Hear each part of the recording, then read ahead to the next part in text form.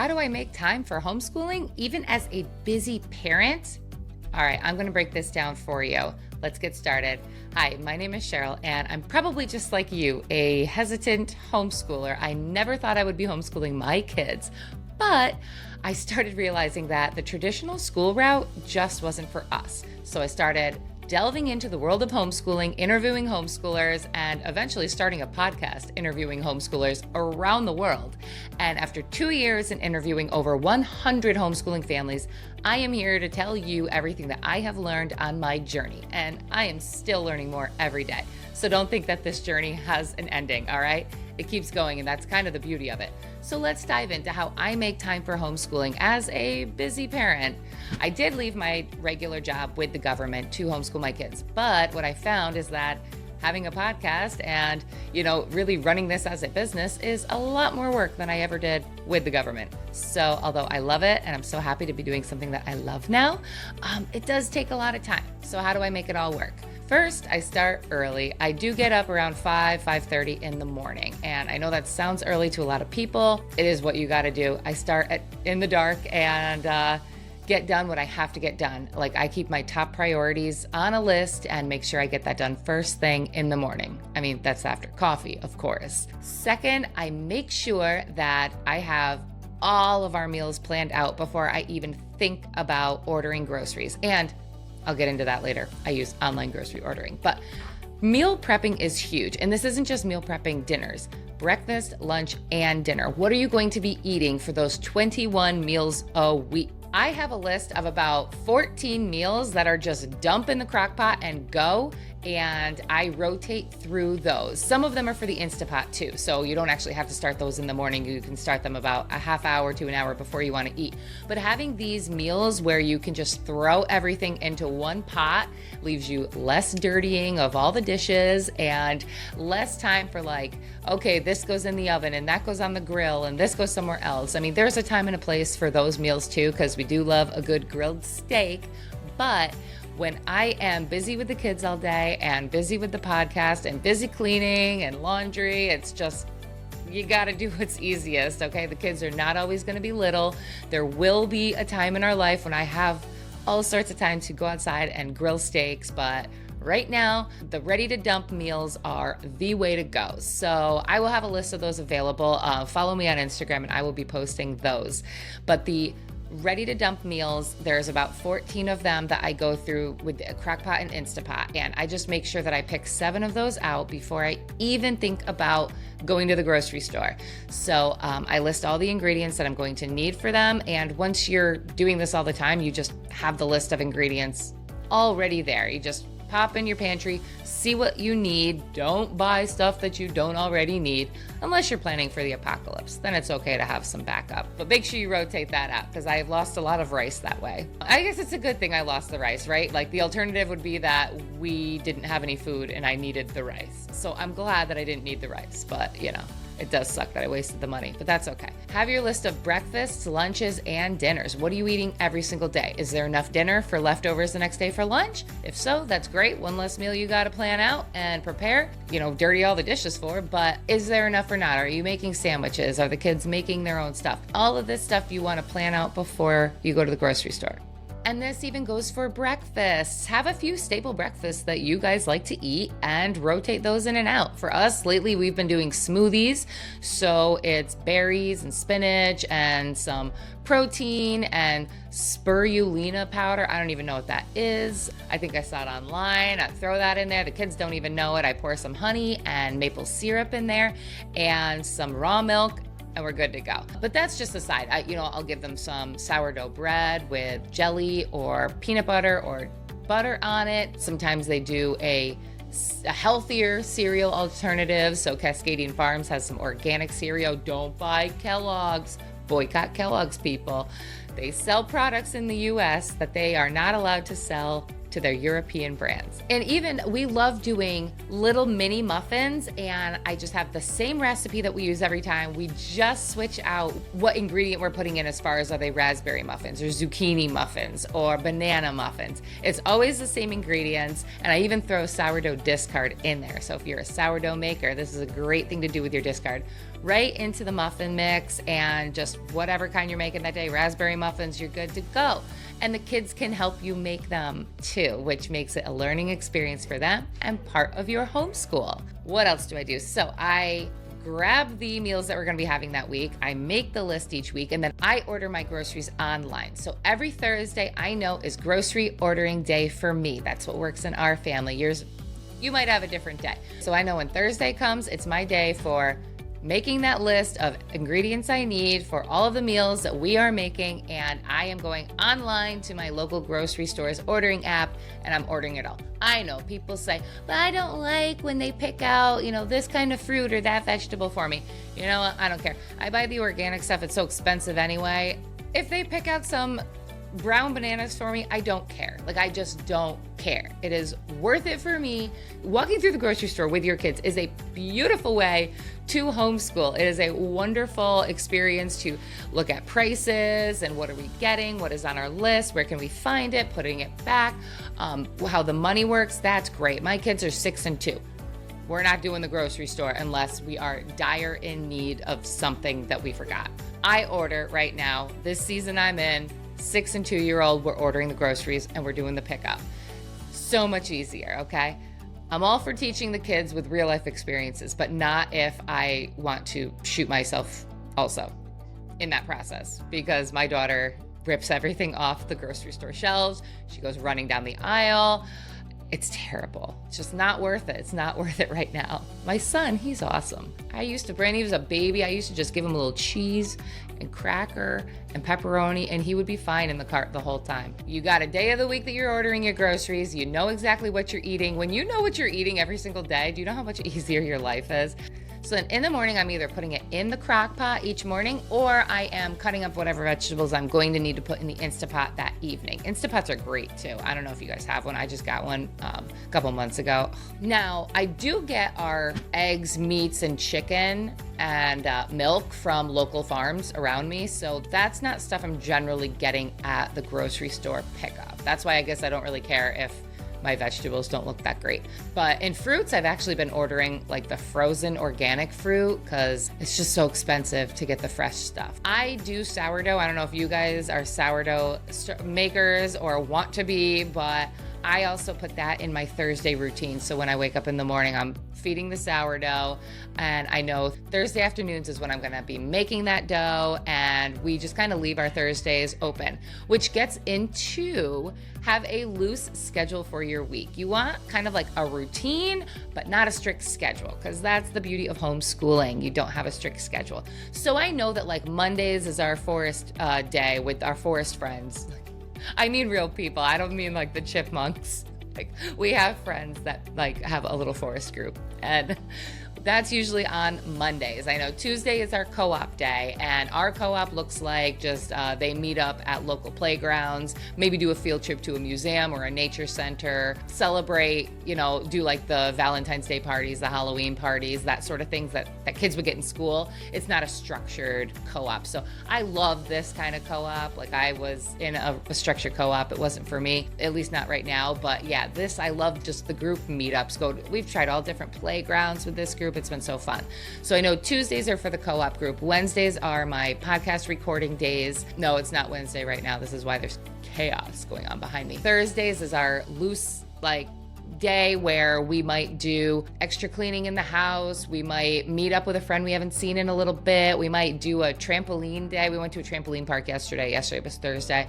We went to a trampoline park. We might go fishing if it's nice out. We might do ice skating. We just kind of leave Thursdays to, be that free day. And that's why I keep that my grocery pickup day, grocery ordering day, cleaning the house day, and my sourdough day. So the chores, you are going to want to actually fit chores into your routine, okay? So it doesn't have to be strict, but you know that every week you're going to have to do laundry. So if Thursdays are the days that I'm home, let's just do laundry while we're there, that I'm not stuck doing it all weekend. I say this I stick to this schedule. No, this is what I want to do. Thursdays, if I'm home, we're doing laundry on Thursdays, and hopefully folding it all on Thursday too and putting it away, and not waiting till Monday or Tuesday of the following week. But, having a day of the week that you clean your bathrooms and keeping the cleaning products like in the room that you're gonna clean is so much easier. And then on Fridays is when we do our Ninja Lab, and Saturdays and Sundays are family days where we're usually doing projects or everyone's got birthday parties to go to or something like that going on. Now, prioritize any sort of formal schoolwork that you do in the morning. This is so hard for me because my kids get up at different times every day and I'm still trying to get my podcast work done. But this is going to be the easiest time to get whatever schoolwork you want to get done. If you are box curriculum kind of person. Regardless, you want to read, so get your reading done in the morning. And it doesn't have to be, a 3-4 hour thing. You can take 20 minutes, read a couple of books, hopefully books you got from the library, from a really awesome book list, like Read Aloud Revival. She's got amazing book lists, and I order the books from her book list to come directly to my library, and then I just do the library pickup. And that's usually once a month for me, so that works really nicely into this loose routine where I know that we've got new books to read all the time. Once a month, I put it right in my phone. This is library book ordering day, and I will go on the Read Aloud Revival website, pick out the books I want. I usually get 20 to 30 at a time, order them all. In about a week, they've usually all been delivered to my library, and I grab them. It kind of works nicely like that. 2 weeks later, I will put in the order for the next month. So that's a really awesome way to kind of have a little routine going with new books all the time. And if you can get that reading done for 20 minutes in the morning, it's great if you can do reading before bed too, but sometimes you just, it falls by the wayside in our house. At least we go to bed kind of late. So if I can get that done in the morning with the kids, it definitely helps a lot. Or even while they're eating breakfast, I'll read to them sometimes. So if you can overlap the two, it just doesn't leave a lot of time for you to eat. But when they're 18, you'll have all sorts of time to eat. It's great. So tips for staying organized. Like I mentioned, I put right in my calendar to remind me to order the library books. I also put in my calendar to order groceries. Yes, I need that reminder. Sometimes when you're a stay-at-home mom, you don't even know what Thursday is. Kind of surprises you sometimes. But I use my calendar in my phone for everything. I do have a written calendar too, but I always lose it. In my phone is where I keep everything, even just Tuesday co-op day, Wednesday podcast day, Thursday, and then I also keep a notebook right on my computer desk here with the tasks that I need to prioritize and everything I'm working on. So that's what I'll get done first thing in the morning and cross that off as we go. And my calendar is what I'll just kind of loosely go throughout the week. Any sort of play dates we have set with friends, our Ninja Lab Fridays, all of that's in the calendar because I would forget about it if I didn't. Now, make sure that you kind of keep a weekly reset habit going, time that you just kind of organize supplies, do any last minute things that you didn't get done that week, have a little bit of me time at the end of the week. I like this at the end of the week versus beginning, because when it's at the beginning, it just makes you kind of makes the beginning of the week sound daunting. But if you do it at the end of the week, then you can start the new week refreshed. So this is oh yeah, that laundry I did Thursday is still sitting in the living room on Friday night. Maybe this is the time where, everybody's watching some Little House on the Prairie and you're sitting there folding laundry, not eating ice cream with the rest of them. Be intentional about keeping your afternoons open for spontaneous learning. You're homeschooling for a reason. You want this to be relaxed and fun. You have math on your morning routine. If you don't get to math, it's fine. They're doing math in everything they're doing with you throughout the day. They're doing math every time they look at a clock and have to figure out the time and what time they're leaving to go somewhere, or when they're measuring to make those muffins with you. But just know that learning is in everything that you do, so try not to keep too strict of a schedule with your boxed curriculum. I know it's so nice to think we're on top of it and have something at the end of the year is closed up and done and you've completed it all. But if you've missed all the perks of homeschooling in the meantime because you were so worried about that boxed curriculum, you probably could have just sent them to school.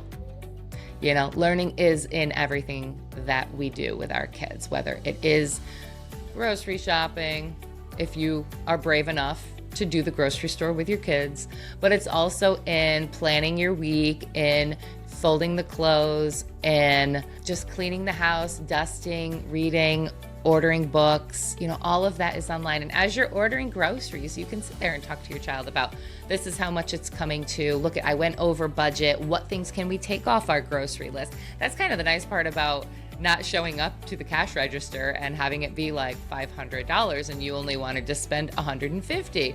You can sit there and see the total and say, all right, we got to take some things off and rework what we're working with this week. You can do all of that with your kids. It doesn't have to be done separately. So really incorporating them into your everyday life is key. And lastly, you can delegate the chores to the kids when it's age appropriate. It's part of their learning too. So are they old enough to vacuum? No, Mom, it's not going to come out vacuumed as you would do it, but they're doing it and they're going to get better every time. And be clear on the expectations that you have for them, what you want the room to look like and, what you want done with the room. But putting away toys, vacuuming, wiping off counters, folding laundry, putting away their own laundry, all of that is so huge to homeschooling. And, it does wonders for them. Even if you have animals outside, taking care of the animals, the chickens, the dog, all of that is wonderful. Keep that part of your homeschooling and mark it on in those quarterly reports that we must send in states like New York, maybe your state, I don't know. Put in the comments below, do you have to send in quarterly reports? All right, guys, thank you so much for watching. If you found this video useful at all, be sure to like, subscribe, and hit that notification bell so that you don't miss my upcoming content. Don't forget to check out my podcast for even more insights from the over 100 homeschooling families that I have interviewed. I will see you in the next video. Incorporate learning into your everyday activities. This is one very easy way to skip through all that bookwork. You just include kids in your everyday life. It's kind of a cool concept, right? Kind of that unschooling concept. So if you have a business or if you work from home, incorporate your kids in what you're doing. Explain to them what you're doing.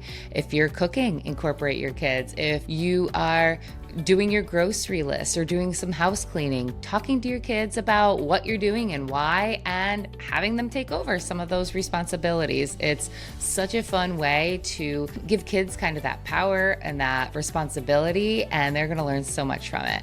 Okay, utilizing online resources. I know we don't want to rely heavily on the screens, but there are some awesome online resources. Like a couple different people that have been on my podcast have actually started schools. So True North Academy is one. Using online classes or curriculums that allow your kids to learn independently for a portion of the day can make a huge impact in your homeschool. And you can even take online college courses as a high school homeschooler, and you don't pay the college tuition part. You pay a very minimal amount, and the credits go towards college. So you can't lose with that. Prioritize your core subjects. Okay, so focus on the key subjects like math and reading each day, and then get into more in-depth subjects, like if you have the time, if you find that you have that extra time in your day. But just focus on doing reading, writing, math, and you'll find that incorporating the everyday activities that are going on in your life teach your kids about all sorts of things. And also utilizing this, you can combine subjects, which is a huge time saver. So for instance, if your child is really into World War II, you can use the topic of World War II to combine reading, writing, creative writing, have them write a report about what it would have been like if they lived in that time period, or research, geography. You can include science, technology, all sorts of things in this one topic. And when you do it all combined this way, it ends up saving a lot of time in the end. And it doesn't have to be something like World War II either. My son loves monster trucks. So we can take monster trucks and read books about it. We can assign him writing assignments. He's not really writing yet, but I can ask him to think up stories about it as I write them or help him write them. We can incorporate science into this. How do we take apart the car and put it together? Geography and history. Where did monster trucks originate from? Where are the parts of the cars that they put together? Where were those parts originated from? So there's so much that we can actually get into just around one core topic that you cover so many subjects in just this one sort of assignment or topic that you're giving your child. Set up learning stations or independent activities throughout your house. This is a really cool one because your child can kind of work on it as they go throughout the day. Create age-appropriate, self-directed activities like puzzles, art projects, or educational games to keep your kids engaged while you have to do other tasks. Okay, lean on your community. This is a big one. You need a community. You can't do this all alone, and that's why I'm here, and I'm sure you have people in your area too. Facebook groups are great for this because you can find people right in your area that are homeschooling as well. So whether that means they watch your kid for a little bit throughout the week while you watch theirs or do a different task for them that they might need done. Maybe you give them honey that you've made and they watch your children for a little bit of the week. Or maybe you enroll your child in a co-op or a play group or a trade teaching responsibilities with other homeschooling parents. This is a really cool inventive way to educate our kids, and we'll find that we cover, like I said before, many different topics. If say my husband does HVAC, so he's teaching kids how to take apart a motor and put it back together, then how many assignments could we sort of assign from that? There's so much that goes into that, and once you think outside the box, you'll be floored with how easy this comes. Involve your older kids. This is great because your older kids are actually learning and reinforcing their own concepts as they're teaching the younger ones, and the younger ones tend to want to be like the older kids, so they're more receptive to being taught by the older children. So this is a great one if you have older kids or even older kids in the neighborhood or that are homeschooling near you. So encourage the older ones to teach the younger kids. It's going to take a little bit of the weight off of your shoulders. And focus on quality over quantity. We are so used to thinking that education has to come between the hours of 8 and 3 on Monday through Friday. It doesn't require all day instruction. What it does require is you just involving your kids. So even if you spend 1 hour of quality time reading about something in history and really talking about that, asking your kid questions about it and getting that discussion going, that means so much more than the 8 hours a day that a child is in school, going from subject to subject, never connecting at all. Trust me, you're gonna love the way that this sort of format of education comes across, and you're gonna learn so much in the process. Homeschooling does not require all-day instruction. A few hours of focused, meaningful learning can be more effective than an entire day of education in the school system. So just keep that in mind as you're going through this process, and I think you're gonna find that you actually learn more from this than you ever did in your 12 plus years of traditional schooling.